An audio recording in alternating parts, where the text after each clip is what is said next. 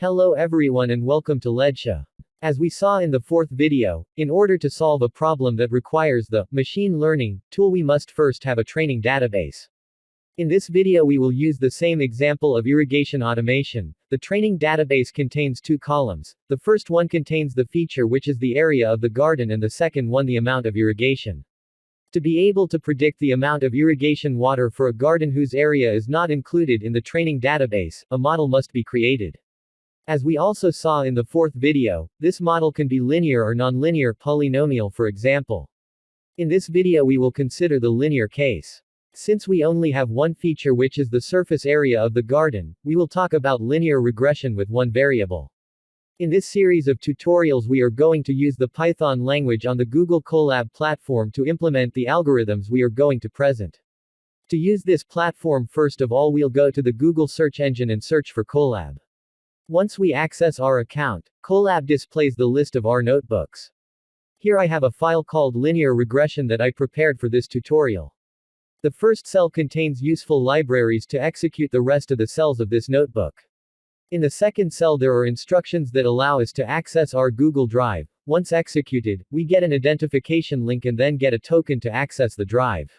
This token is nothing else than a code that we will copy-paste in this text box. The third cell allows you to download our training database, which I have already prepared in advance and saved it in my Google Drive. You can also see that I have displayed some examples of this database. Cell number 4 allows you to assign names to the columns of the training database, the column of the feature, size, and the column of the output, irrigation quantity. The next cell allows us to extract the two columns from the training database to store the features column in the X variable and the output column in the Y variable. In this cell I also displayed the number of examples M of the training database. In the last cell a graph is displayed containing a scatter plot representing the variation of the irrigation water quantity according to the garden area. We will assume now that our model is linear. This model will be called a hypothesis. It is a straight line. It is h of x, which is equal to omega 0 plus omega 1 multiplied by x. This hypothesis allows us to predict the amount of irrigation of a specific area that does not exist in the training database.